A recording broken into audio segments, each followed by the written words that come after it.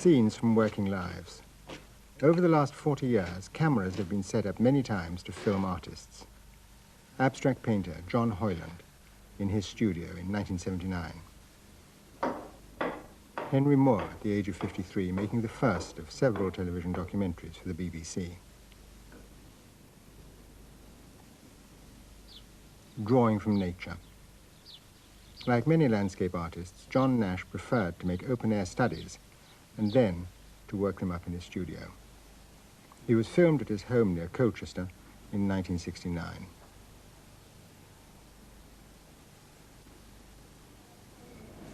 Rare film of Stanley Spencer drawing in 1956. Drawing a boy, drawing him in Cookham Village School.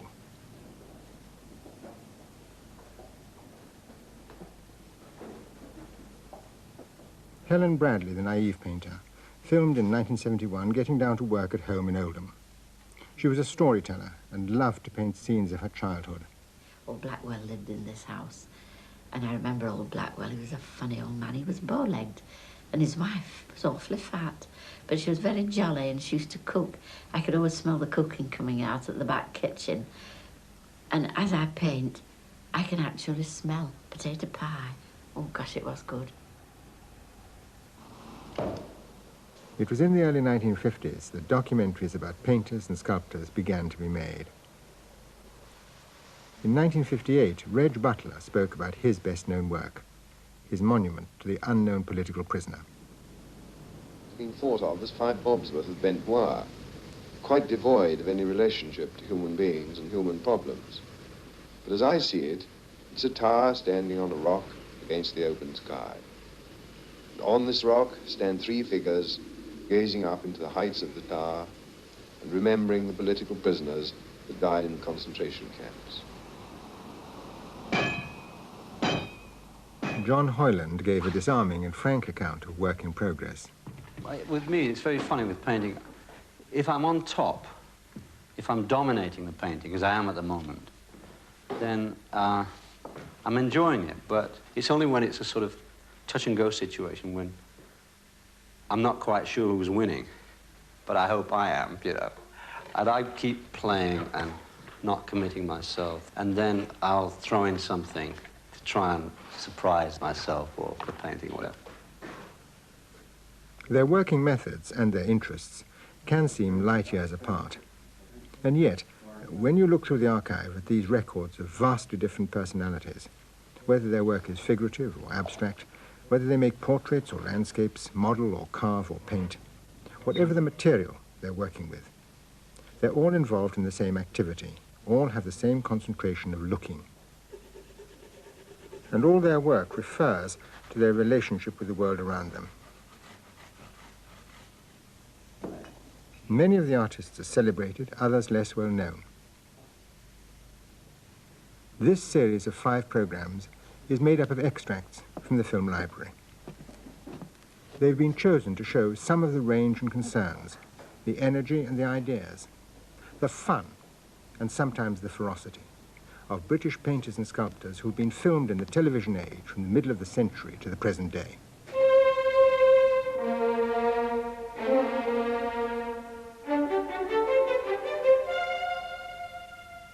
In this first program, we look at scenes from 3 working lives. These artists were all born in the last century. 3 Victorians. 3 giants. Augustus John was born in 1878 and painted this self-portrait in middle age. He was nearly 80 when Malcolm Muggeridge went to see him in 1957. Augustus John is one of the few living Englishmen whose fame is assured, both as a great draftsman and portrait painter and as a person. His study has been the human face, and many, many examples of his work exist in galleries and private collections. And it's vital, vivid faces which have always attracted him. He lives now in retirement in the country, an old man, but still engaged in what has been his single passionate pursuit, painting. It was for me personally a most refreshing and pleasurable experience to meet this remarkable person. I began by asking him whether he'd always wanted to be a painter. Well, I think I could say that, even as a child. As a child. You were always drawing? Always drawing, very badly. I don't believe that. But you were always, this idea of being a painter was always the one thing that you wanted to be. Yeah, except for the breaks, you know. Once I thought I'd like to be a soldier. Mm. But that passed. Okay. Happily, happily. We who've known you a little bit and read about you have always associated you with what's called bohemian life. Is there such a life available for a young portrait painter, a young Augustus John, starting off in his career today? Well, it never did exist. In my experience, I was never so gay as all that. In fact, my life is agony from beginning to the end. Well, that's true of anybody's life, isn't it? Surely, I suppose it is, really, if one admitted it. We know that you are greatly interested in gypsies and their language. How did you first come into contact with them? Well, I was always thrilled by them, even as a small child. One was taken for walks, of course, and one saw these encampments at the roadside. And our nurse would then hurry one past. There's danger, you see, danger, these people. They are apt to kidnap children. Mm. Although it seems to me they had plenty of their own. They seem to have no shortage. But I was always at once fascinated by the gypsies, other people, different people. Mr. John, where did you study painting? Only at the Slade. Everyone heard of the Slade. My father did, some friend down at Tenby. Mm. And they advised the Slade. And he thought that'd be all right, provided, he said, you could be, if you like, Michelangelo, but you must make a living. Mm. And what did you say to him when he said that? I didn't say anything. I don't think I said a thing to that. You just went ahead. Well, I went to Slade. You are, and I think everybody would agree, the most famous portrait painter of the age. Have you, in fact, ever painted any members of the royal family? Yes, Which one? the Queen Mother. She was the Queen when I painted her. Has it been finished? No. What happened? The bomb. Ah. The bomb fell on Buckingham Palace and smashed every window. And I thought it was time to, I had nothing to do but to quit. And Her Royal Highness, I must say, was probably pleased to be let off from her labours as a sitter. She was as good as gold up to then. But they all went away to some other place. And I removed my canvas and was never finished. Have you got it still, the unfinished one? Yes, I have. Which of your portraits, looking at them now, gives you most pleasure? I like the one of Bank of England man. Montague Norman? Montague. I thought it looked very well. I was not pleased with myself. Did he pay you an awful lot of money, the Oh, he governor? didn't pay, the bank paid. At least The bank I'm paid. not sure they did pay me. I I mean, can't after remember all, getting a check painting, or an acknowledgement. really. But they've got the picture. They've got the picture Yeah. in the bank, and that was the one that gave you most pleasure. Well, I think perhaps it was. In this new book of reproductions of your drawings, very beautifully produced, I noticed one of Aleister Crowley, a character that I've, of course, read about, who dabbled in black magic and is alleged to have been associated with things like diabolism. What did you think of him? Rather funny fellow. And then he became interesting. And more often I found myself exceedingly bored by him when he put on a certain amount of mystification business. That didn't take me in the least. But once at the Café Royal, as usual, he became wonderful. A bottle of brandy at his side, with which he refreshed himself from time to time. Who shall blame him? He was quite, I don't. Nor do I. He became positively brilliant. Did he? I never admired him more than that. In what way was he brilliant? Well, his brain worked beautifully. He was going fine. Another of the drawings that I thought was terribly nice was of a man called Slade. Now, I'm so ignorant that I don't understand what the connection between that Slade and the Slade School of Art is. None whatever. None whatever. None whatever. He's just a friend of mine. It's a very, very nice drawing. And, of course, I love the drawings of your sister, for whose work I have... Early drawing. Yes. For whose work I have a tremendous admiration. She was at Slade, too. She followed me to Slade. She wasn't going to be left out. Have you always wanted to be a painter? Yes. I wish I could... Give me another 100 years and I might become a really good one, I think.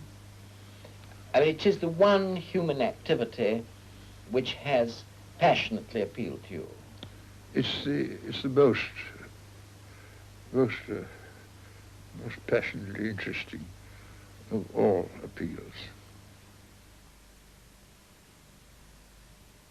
Henry Moore was born 20 years after Augustus John, in 1898.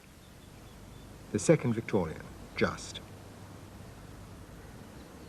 In 1972, Florence, the city of Michelangelo, honoured Moore with a show of his work at the Forte di Belvedere.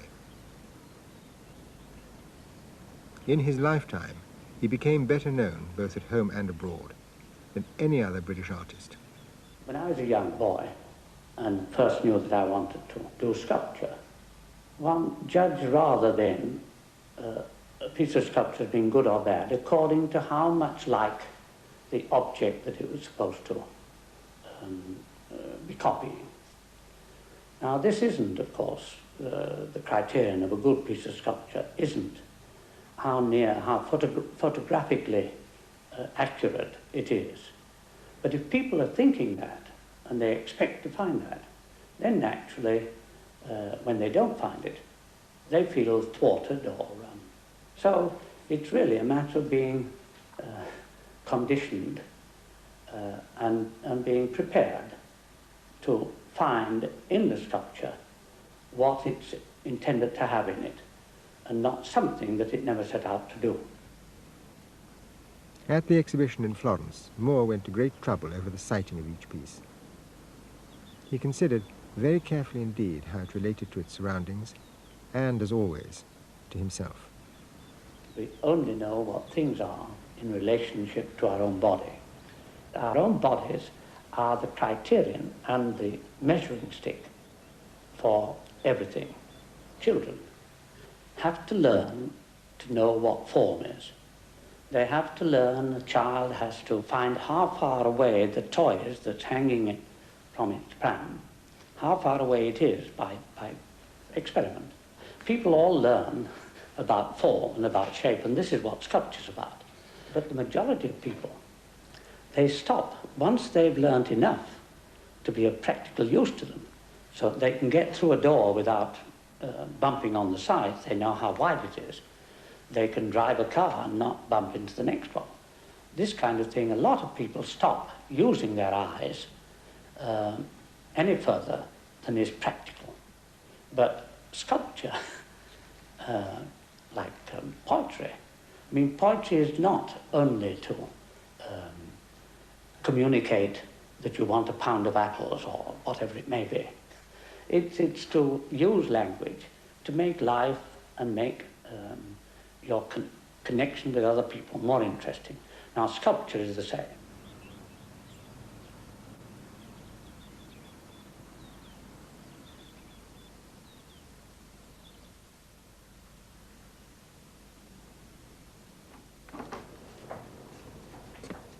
In 1950, a documentary was made with Moore in this studio, where he was to draw and model for almost 50 years. He'd received a commission from the Arts Council for a large bronze figure to be placed in 1951 on the Festival of Britain site. For the first time, Moore was shown at work.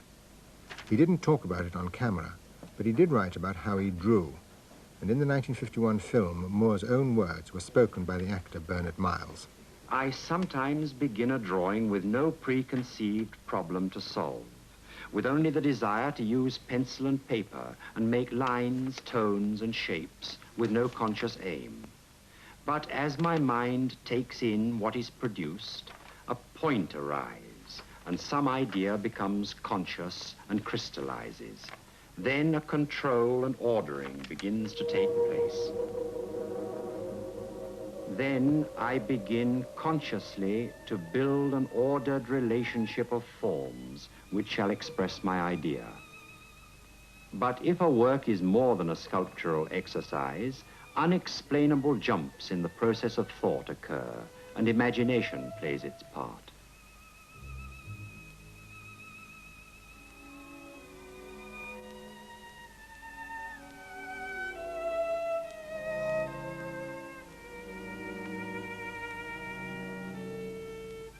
When these drawings were finished, Moore was filmed making a small model. He worked with both clay and plasticine and made a precise miniature exactly to scale.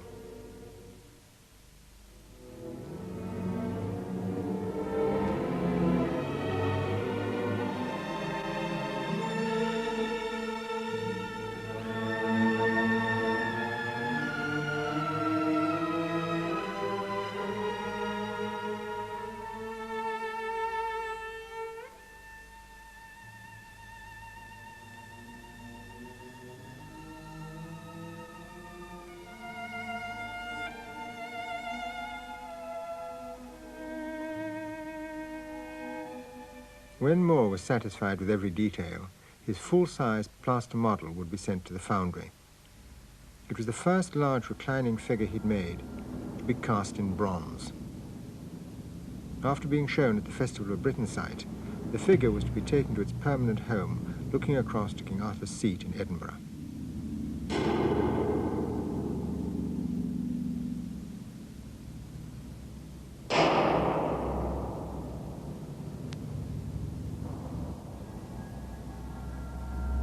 Now, his bronzes are familiar all over the world.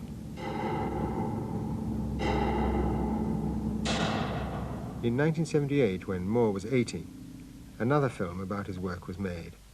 He was still busy, still drawing.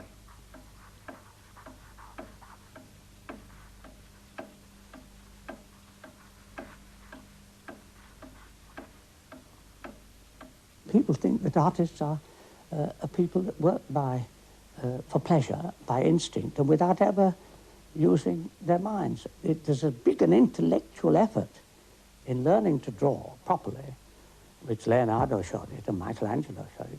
Those had great intellects. It isn't a God-given gift to everybody that they can just draw. I came at a time when, for whole generations, for 300-400 years, art had been based completely on the Renaissance and on Greek. Now, just before me, artists such as Picasso and Derain and Modigliani and Epstein and so on were discovering that there was a lot of art in the world, sculpture in the world, which was not classical and not Greek and Renaissance. And the whole of the world was open to me when I came to London, and there was the British Museum with sculpture from 30,000 BC, the Paleolithic period, right through to Negro and Mexican and the whole of the primitive, so-called primitive periods. This gave a whole new possibilities to sculpture. Now, we all have to learn from the past, and I hope I go on learning still.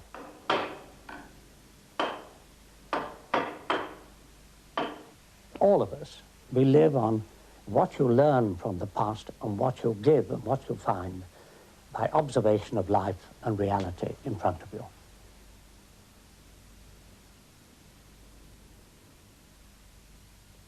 Our third Victorian, L.S. Lowry, born 1889. In 1957, he was introduced in a television documentary by Robert Reed, a fellow Northerner. This is a film about a man who became an artist because he missed a train. This happened many years ago. He left the station in a Manchester suburb and started to walk up the Bolton Road, wondering what to do. He came to some streets of terraced houses which lay at the foot of an immense mill. As he took in the scene, he was filled with the urge to paint it. And at that moment, he decided to become an artist. His name is Lawrence Stephen Lowry. Recognition and success came to him late in life. It's not changed him in any way.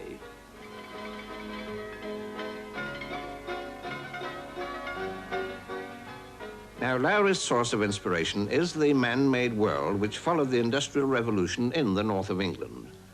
There are no trees or grass and no landscape here. What was there in these sooty streets to make Lowry wish to spend his life amongst them, painting a world in which other people could see no beauty? I really don't know why I paint these streets. I just paint them, that's all. As far as I can see, there's something about them which attracts me, a pictorial sense. But I do feel that the pictures that I like the best are pictures done entirely from, call it imagination if you like, building up scenes from the blank canvas. I like to do that the best, and I think myself that that's more me than the pictures painted from the drawings. No, I'm not a social reformer. I don't think any propaganda in my work. I just paint the scenes that I see and like. Anybody, other people paint landscapes or flowers or anything else. I'm by nature a person who's spent a lot of time by himself, most of my life by myself. I was an only child. Like working by myself, I can't work with others at all. And I think it keeps one's mind fresher, really, than to work with a lot of people, amongst a lot of people. Well, I spend my whole of my life wondering what it all means. I don't understand it at all. Simply wonder. See any point in it himself? Still, there it is. You keep on working and you still keep on wondering what it all means, and it goes on and on and on, and there you are. You put a number of people in the picture and you find, for the sake of design, you've got to put more and more and more, and by the time the picture's finished and the design is complete, you've got a picture full of people. A friend of mine, a very knowledgeable gentleman indeed, used to complain very much. He used to say, you don't put any shadows in your pictures. That's entirely wrong, you know. And for quite a long time, I tried to put shadows in my pictures, and I simply couldn't do it. People call them matchstick figures. They may be, I don't mind. If they like to call them matchstick figures, well, they'll let them do it. I don't mind at all. Quite right, they're probably quite right, but it doesn't concern me. All I do is to paint figures as I see them.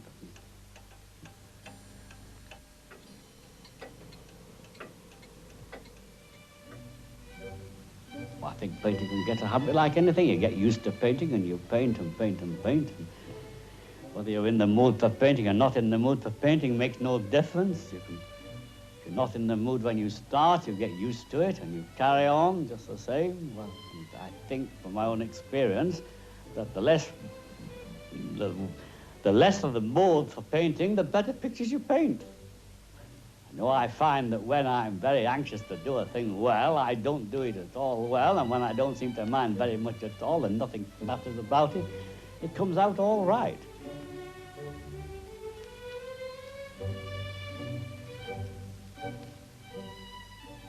I start on an empty canvas and prefer to paint from my mind's eye, and often not knowing at all, have the slightest idea what I'm going to put on the canvas. In that case, I suggest something, call it a chimney or church or anything else,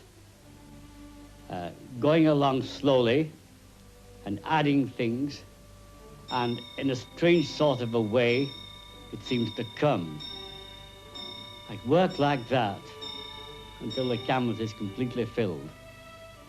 And there's a sort of design on the canvas, a picture if you like. The buildings always come before the figures. the buildings always come before the figures. I generally start putting the figures in when I've got the landscape, as you could call it, fairly complete. It sometimes comes very well, and sometimes, for no apparent reason, not at all well, but it could take a couple of years to paint a picture quite easily from start to finish.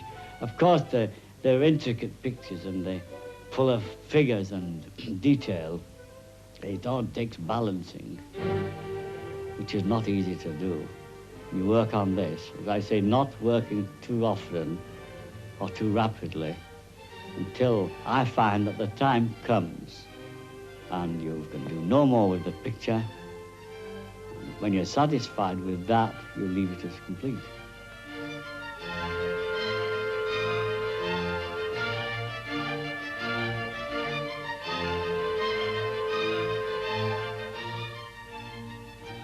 I see no reason at all in the world why the centre of the picture shouldn't be the point of interest. If you can balance the picture and be satisfied that it's quite all right in your own mind. And the same with perspective. I think perspective is all right to use it as far as you need it. But I myself don't see any reason in the world to distort perspective or alter perspective or exaggerate it or do anything with it if it suits your picture. After all, it's only a picture. It's all make-believe. It's not reality. And the whole thing is, can you get away with what you want to say? Or can't you? I feel about critics that they're quite entitled to say what they think about a thing. And if one exhibits work in public or shows in public, one must accept what they say. If one's afraid of criticism, one ought not to show in public. I feel about it. They may be quite right. You don't know. They may be quite right. They're probably quite right as you are, and they're perfectly right in their opinion. Well, a friend some time ago gave me an artist's palette. He was sorry for me. I've still got it there, just put down in a place where he gave it me. I've got a sort of perhaps a third, a quarter of a palette. It's gone for years. It's diminished. Pieces have broken off, and I cling to that. I don't know why, but I cling to that, and I don't seem at all anxious to start using my palette that my friend so kindly gave me.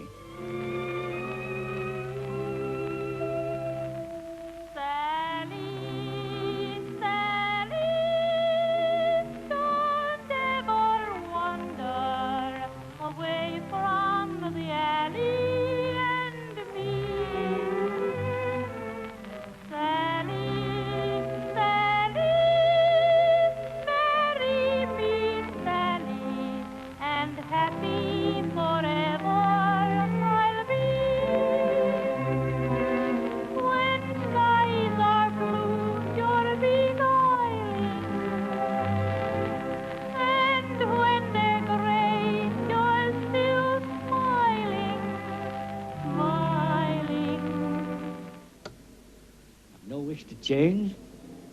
I'd like to paint the figures as I see them, and the mills and the landscape as I see it, and I'm not at all interested in housing estates and the rest of it. I will keep on painting, I suppose, just as I am doing now.